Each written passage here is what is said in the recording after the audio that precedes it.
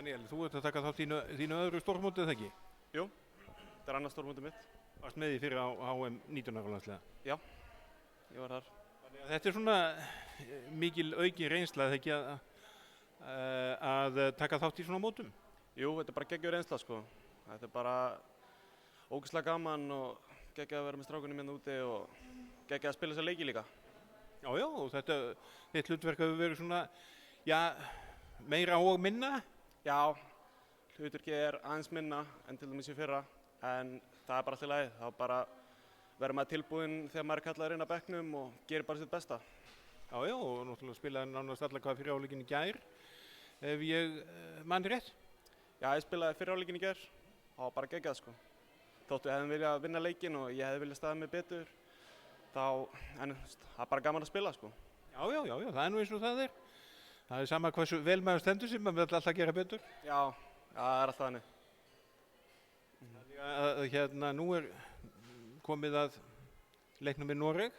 Það svona síðasti leikurinn og væntanlega hugur í mannum eða hvað? Já, við ætlum bara að mæta bara mjög vel til leiks og ætlum að vinna þennan leik, sko. Ekki spurning, ná 7. sætinu. Norðmennir, hafið þið eitthvað skoðað þá? Eitthvað aðeins bara, en við hefum eftir að taka fund þetta og þá kemur þetta betur í ljós svona, hvernig þeir eru að spila og svona.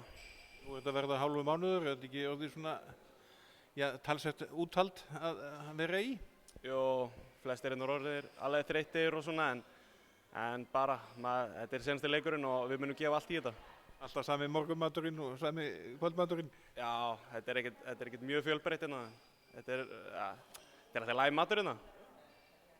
Þetta er bara, mjög fínt, sko.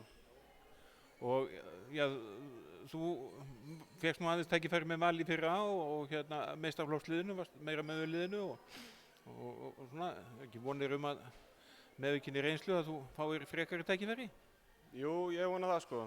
Það væri bara geggjað, sko. Þetta er mjög gott lið og bara gaman að spila með þeim, sko, og bara það væri mjög geggjað að fá bara reynslu með þeim, sko.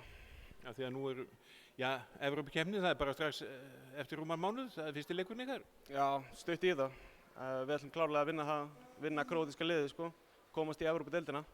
Það er allavega markmiðið.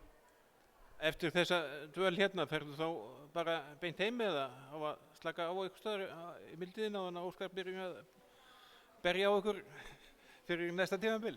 Já, ég tek 3 daga viðbót með fjölskyldunni og síðan fer ég bara beint og byrja að æfa með Val.